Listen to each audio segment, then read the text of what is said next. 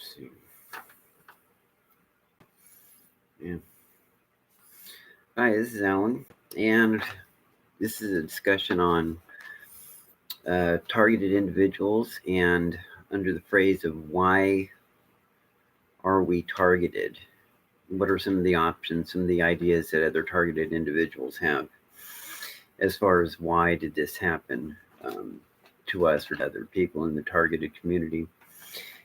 Some of the people believe that they're targeted because of spiritual reasons. It's an issue of religious faith or not religious faith, or not the right type of faith. It can happen to people of the Christian faith, mainly predominantly of people of religious faith, of Christian faith or liberal faith. I don't see too many targeting videos about Jewish people or Islamic people. It might be in those countries. Not a lot of videos about from South, like Africa, so I'm not sure what's happening there. But mainly people either of the Christian faith or when it comes to the issue of belief and faith, if it's a spiritual faith or that kind of belief, or when it comes to politics, right or left, it afflicts both sides. Mainly because it can affect anybody. There's right wing, left wing, and it can be in liberal towns and conservative cities, or liberal cities for that matter. And governments are involved with it. There's a lot of issues. There's some guesses as far as who all in government is involved with it. Some members of law enforcement that are infusion centers. That is where there's a building that has the federal building in cahoots with local police, and just test out a technology to see what works. And this is going to be quite a big part of it, as far as different types of targeting, like different types of what happens or what people go through. When you say targeting, it's not like there's one overall thing. There is a different plethora of different ideas of what people go through when they're going through targeting. Here's some of the ideas that I just came up with there's something called gang stalking, and that's where complete strangers can come up to you, and people you don't know, and can just one after the other do the same, whether wearing the same type of clothing, doing the same type of behavior or same type of words, just to make you overly sensitive. Like if you do something wearing a blue shirt with a particular Houston Astros or over and over and over again, or if you wear the same type of hat and the same 5-10 people, different 10 people come up wearing the same outfit or sunglasses, or it sounds strange. It's something that could be ruled off, and that's the main thing. All these things have a tendency that can be ruled off as a coinkydink, as a coincidence. And you describing this to any person, objectively, they're just going to look at you, well, that can happen to anybody. But when it happens 10 times in a row or 20 times in a row or in a day, and that kind of just stands out in your memory and overly sensitizes to what you're going through. And it's just to kind of set you off at ease, not take away your peace of mind, just kind of like, what the heck's going on? Something different's going on. So gang stalking is, and I don't like the word, I don't know where the term gang stalking comes from. There's a song by Rusty somebody. You can look it up, and it's called gang stalking or gang stalker or something. And it's kind of funny, but it kind of describes it. So look it up. But gang stalking is, again, a bunch of different people, normally complete strangers, that can go up and do miscellaneous things, sometimes looking threatening or saying something to you, or maybe a little distance away, like there could be 5 or 10 feet away, just barely out of reach of your ears, and you can hear them. And then they'll say something, and then you wonder to yourself, is that referring to me or something I did? And here's where it gets into something. Sometimes it's going to sound very ominous, but it's going to sound like they're doing, almost like it's going to sound really weird, but it's almost like they know your thoughts or something you did in the privacy of your home. We'll get into that hopefully a little later if I don't forget. But the idea of knowing that they were doing something in your thought life or in the privacy of your home, that goes into something else. You can look it up yourself. It's called remote neural monitoring or synthetic telepathy.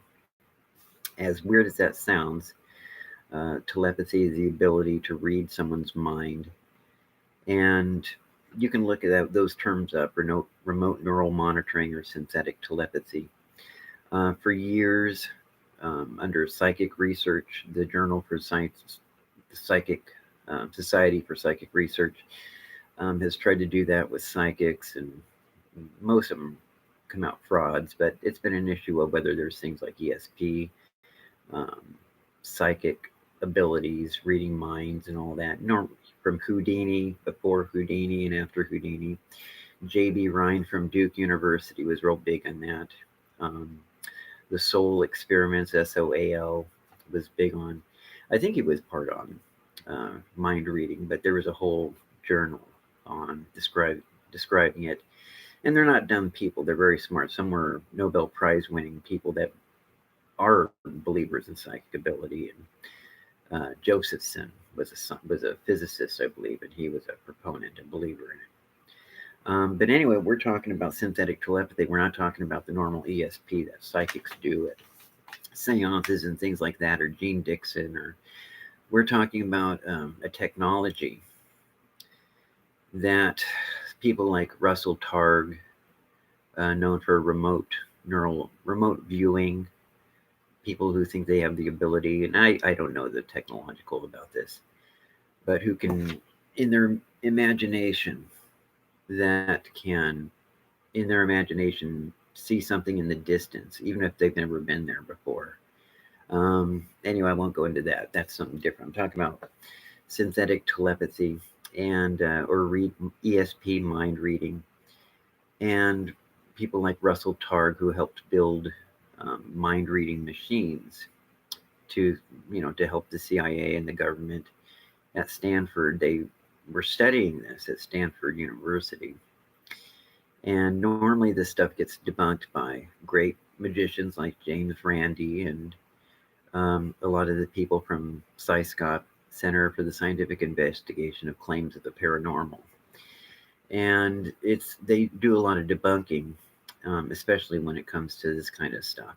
But when it comes to this is not talking about basic flim-flam, what Martin Gardner would call. This is about a technology that yes, is paranoid as it sounds, but that the government is, for whatever reason, inflicting on innocent people, innocent civilians. Many of them have never hurt anybody. It's not like a punishment, as far as we know, because they won't talk about it or admit it openly. There has been a couple commissions.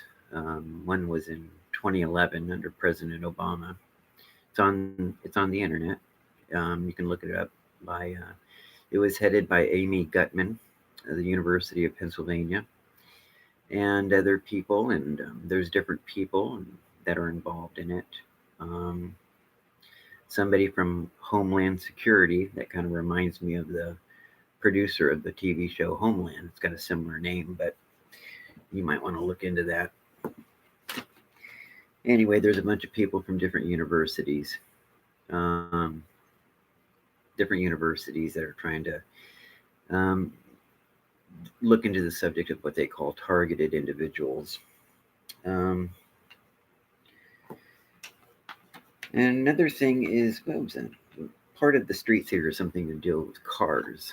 And what I mean by cars is the idea that people in the same color of cars, white, pink, not pink so much, but white, blue, red, stopping, um, slowing down and honking, or just slowly, and then just doing erratic things when you walk by to do some kind of intimidation.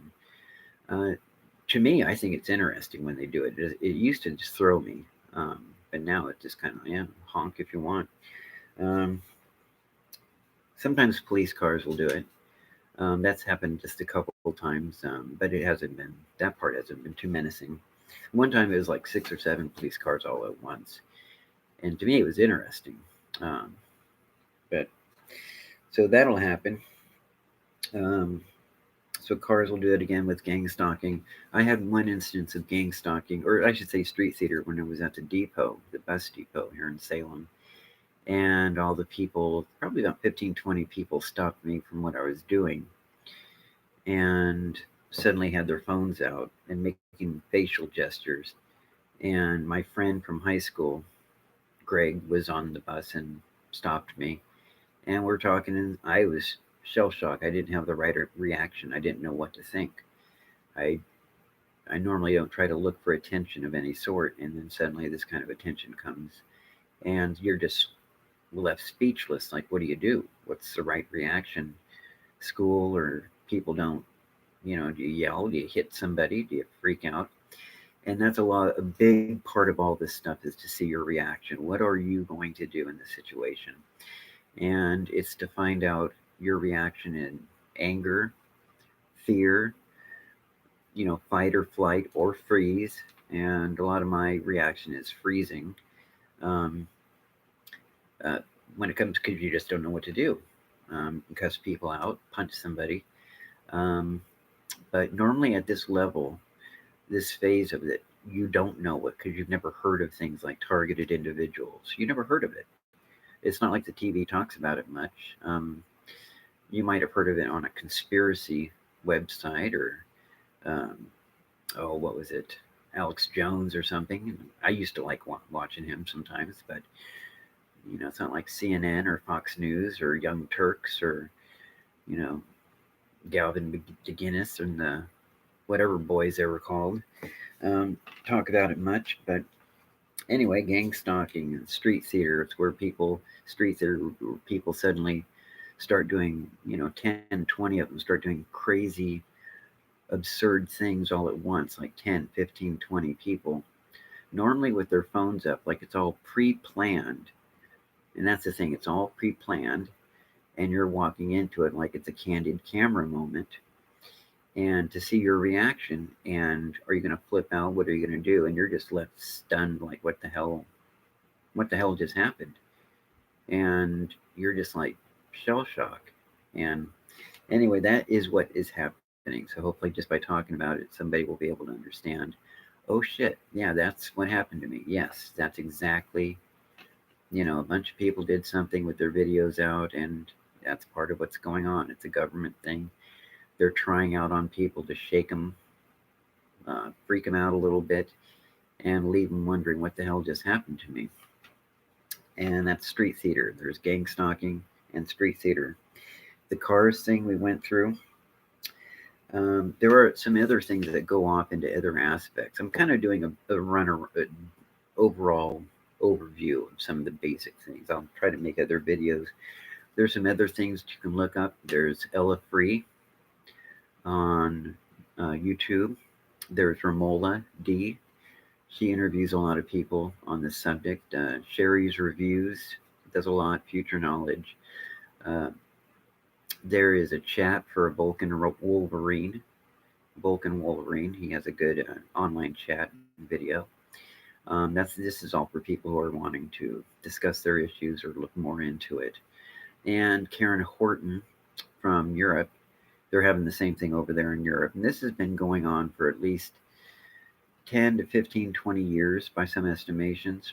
Even in Japan, it's been going on. You can find a few videos out there in Japan and in Europe. It started taking more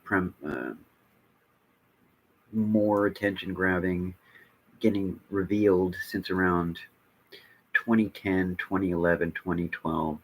It's been getting more in the news, and now there's enough thousands of people getting some aspect of this kind of technology and strange aberrant behavior directed at them that a lot of people are going through it and giving their testimony about what it's about, or at least what they personally have been going through. And all you have to do is look in the search engine, um, targeted individuals, gang stalking. Um, and again, those people I just mentioned, look up their websites. And there's some other aspects. There's something called V2K. A lot of this has to do with what they call artificial intelligence, like robots. It's not just robots, but it's more working on imitating what we as people go through in our thinking, cognitive thinking, and trying to mimic that with technology like robots and computers, and trying to get computers to do what we as people do with our um, neural brain activity and thoughts and creating thoughts. And I want to talk about the issue of free will and computers. That's other people try to talk about that. John Searle, I don't know about Marvin Minsky, but that was the 80s and 90s, and I don't know where it's at today with artificial intelligence. But anyway, there's things called V2K, which is what they'd call the voice to God weapon. There's a story, and what that is voice to skull. I don't know why it's called V2K. Why K and not S for skull, but it is. It's just called V2K. And that means voice to God weapons. And what that means is um, it's going to sound strange. It's going to mimic like a mental illness, but it literally means hearing voices. It could be one voice or it could be two voices. It is literally hearing um, voices, and some people might think it's the voice of God or spirits or demons or something like that. Um, there's an old story that said that the United States used this technology against Iraqi militants by claiming to be the voice of Allah and telling them to surrender to the United States and give up your weapons. And whether it's true or not, that's a story. And evidently, thousands of Iraqis put down their weapons and surrendered, literally, sincerely believing it was from God, from Allah, from their perspective, and surrendered to the United States. But in today's V2K, what it stands for is voice to God. I mean, well, it's called voice to God, but voice to skull technology. And that ability to hear voices, one or two, it could be three. Um, just hearing people chat constantly throughout a day. Some people hear it for a little bit, and some people hear it throughout the entire day and night, constantly. And you always hear people saying they hear voices, and a lot of the behaviors here in this stuff is to mimic mental illness, um, whether it be hearing voices or um, seeing things that may not be there, like a hologram. There's a lot of behaviors. Dream manipulation is another thing, another characteristic.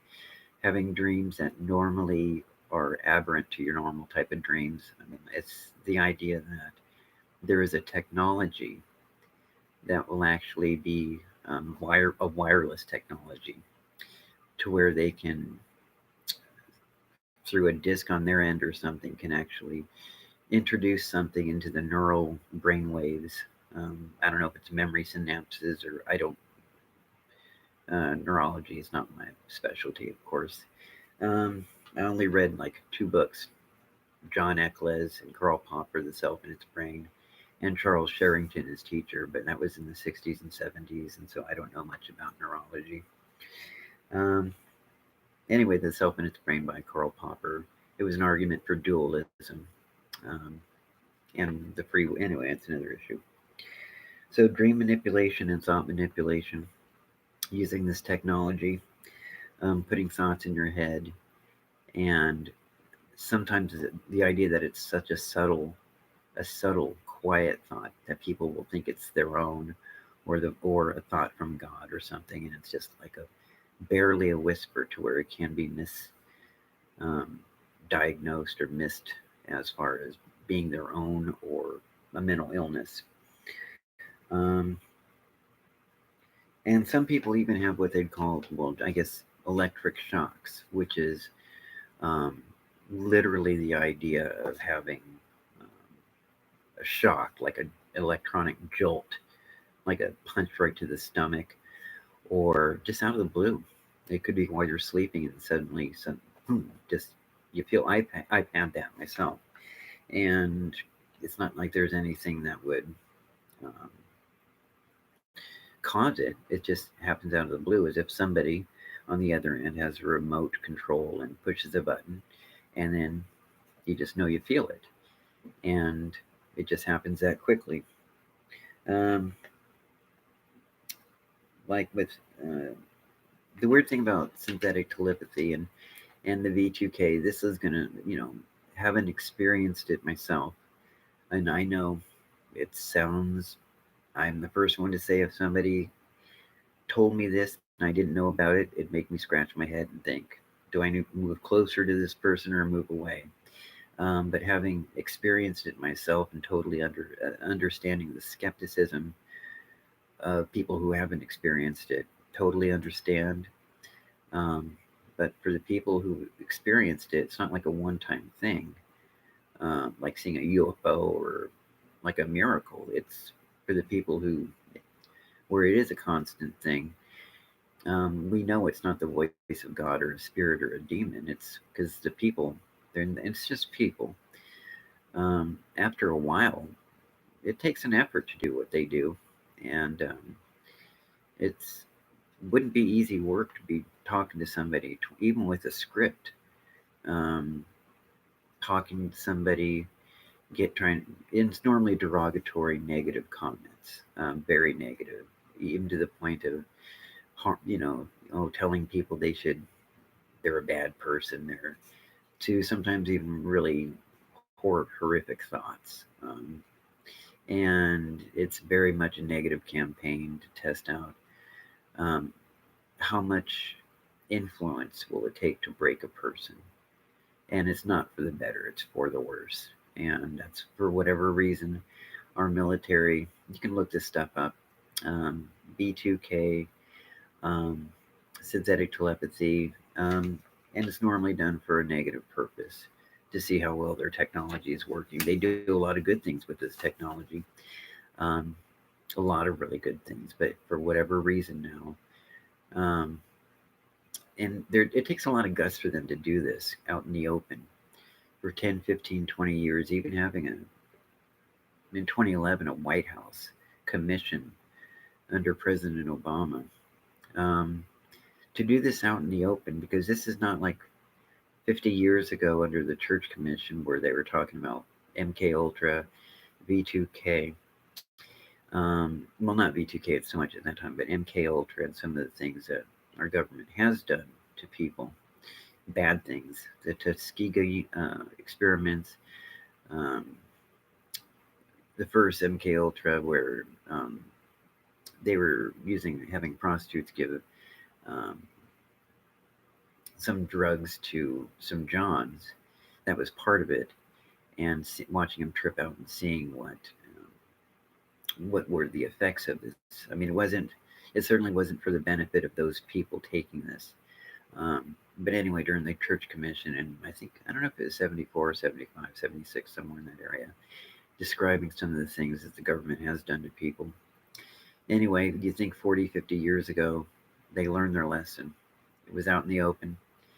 In 1995, it's on YouTube, Bill Clinton even did an apology for how the government has reacted in the past, for using this against innocent people. You can look it up, you can find it. Um, the official presidential apology in 1995, and saying that, the government shouldn't have done that. And if there was anything that people in the government, whether conservatives or liberals, especially conservatives, don't like, is hearing Bill Clinton morally chastising them or police officers on the immorality of treating fellow citizens in such a horrible way, because yeah, they just wouldn't like to be reminded of it. So anyway, that's worth looking into, the electronic shocks. Um, some of the things that some people even get burns, um, like actual burning on the skin, um, through this type of technology. I've had something like that once where I thought, but at that part, it could have been just a naturalistic occurrence through a belt. It was just a weird thing in having a burn right there where my belt would be, but that could have been just naturalistic. So, but some people actually have that, and that could be too. So, one of the things that, and reminds me of the Frontline video and um, Edward Snowden talking about one of the things that the NSA can do in today, not in the future, but in today's NSA, is that um, they can, if you look it up, you can find it about remote neural monitoring and Edward Snowden warning, Brian Williams, I think it was, um, that they can actually, they have the ability with this technology, with whether it be, this might again sound nutty for a lot of people out there, but whether through an implant, and I know that sounds, again, for a lot of people like the nutty thing, but they've had the balls to do this stuff, evil things before. And people who are going through this have no problem saying there's something going on. And even if it means implants, they're not worried about shying away from saying it, because they are literally going through something that very well could be it's definitely a technology. Um, whether it's implants or nanotech, or whether the DNA, or it's individual brain, um, brain. Um, I don't know what the correct word is, DNA, or some individualized DNA, or if it is an actual chip or implant. There's some debate on.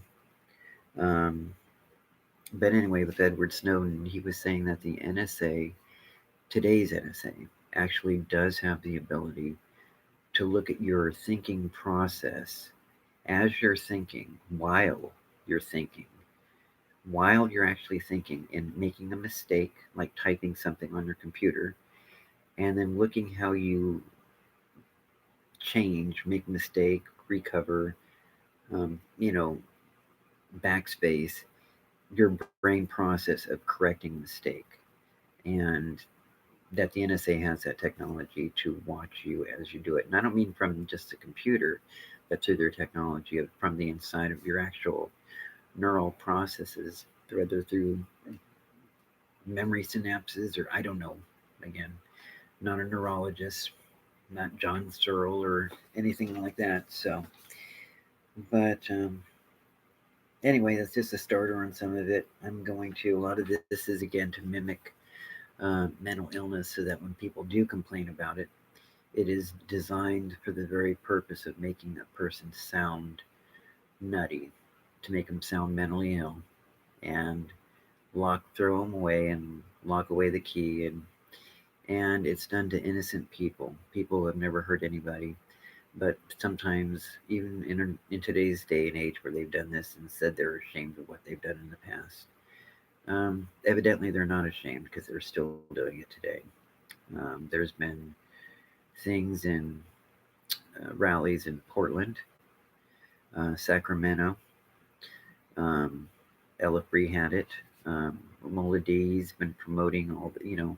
Anyway, the word's getting out, and I think the pressure is building on the Department of Defense and the DOJ, to the point where 30%. I saw and you can't trust everything you read, but I think there are a lot of resignations going on now, and I think there's a lot of worry because it's not just in the United States, it's around the world.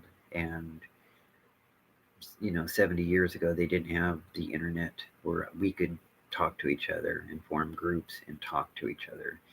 Um, Evidently, they thought that they could still do the same old thing, wouldn't have the same kickback. Um, there wouldn't be too many consequences until they could keep it and tough it out. But there's more pressure on them now because we are able to talk to each other. So I'll kind of put some thoughts together and try to get back with you, and hopefully write some more and do some more videos. So if you're more interested, just look to put those search words into the Google or whatever your search engine, and you'll find a lot of stuff out there. It's pretty intriguing. All right, bye. All right, thank you. Thanks for watching.